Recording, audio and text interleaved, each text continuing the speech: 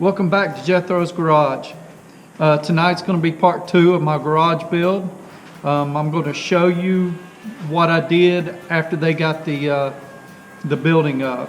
I'm going to talk about the garage doors I installed, and I'm also going to talk about what I put down on the floor and some of the other things I've done in here. I'm not finished, so this isn't going to complete the series, but I've got as much done as I could get done at this point. So I appreciate you watching. If you like what you're watching, please click the like button and subscribe. Doors for the garage were the first project once the building was up. All the doors were on back order, and I was told it would be 8 to 12 weeks to get anything. I ordered my 14-foot door and found a clearance door for the 10-foot opening. The clearance door was supposed to be for a 12-foot wide opening, and it ended up being for an 11-foot wide opening. I ended up having to scab 2 4x6s onto my opening so I could install it. It was green, so I plan on painting it to match the building later. Maybe some gray, same as my other door. To unload the door, I had to hang a come along to the rafters and lift it off my trailer. Hanging the door took a couple of days, and I ended up renting a material lift to get the door hung. My brother-in-law helped me on day 2, and things went a lot smoother. The next task was covering up the opening. So I went to Menards, purchased a couple of scaffolds. They're going to come in handy later anyway. I also picked up some plywood and plastic at Home Depot. I covered the opening in plastic, then I put plywood over that to help secure everything.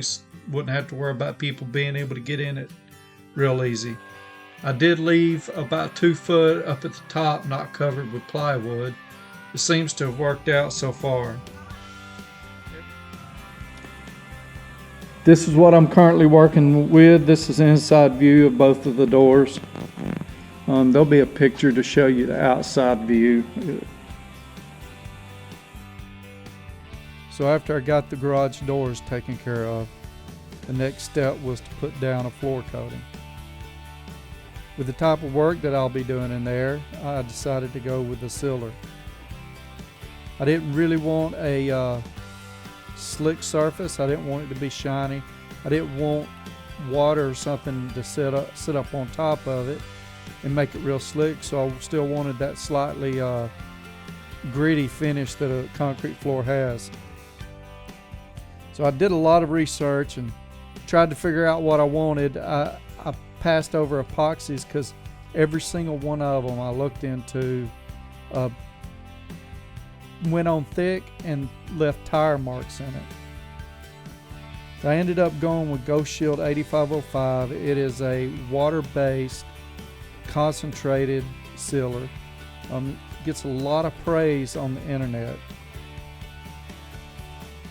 So my technique for putting it down was a little flawed, but a little help from my son, we were able to get it down. The next day I went back and put another coat on. It took me, all in all, probably 6 hours to do both. That was with my son's help. So if I had it to do over again, I would put it on a little thicker. I would let it soak in for a little bit longer while it was on there, and then squeegeed it off, and then did 2 coats. The concrete seemed to soak this stuff up like crazy, and I obviously did it wrong because I only used half of what they recommended for my floor. I'm a little over 2,000 square foot, so they said I was going to need 2 1-gallon bottles of concentrate, and I only used 1. So that's it on the concrete floor. The next thing we're going to talk about, and you've probably seen it, as I started putting up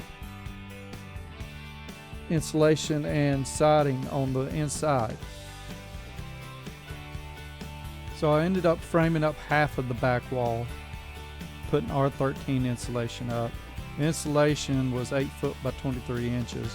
Everything fit nice up there. After getting all that insulation put up, I put the tin on the walls and I painted it. The tin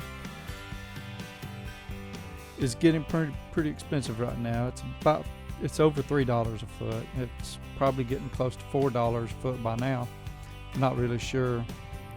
But as you'll see, I've done it all the way to the breaker box, and the reason I did that is because I want to leave it open so I can finish wiring up for what I have planned for the rest of the garage. I've got enough stuff to do that left wall, but just have to get the time for it.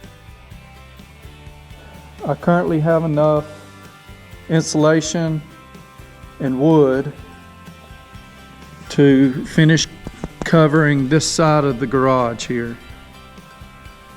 I've also got the tin to do it, but that was some of the wood, and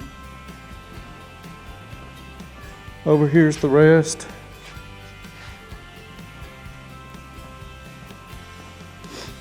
And there's the rest of my insulation. The tin is on the outside. Thank you for watching Jethro's Garage. If you like the videos, please click the like button and subscribe. Thank you for watching.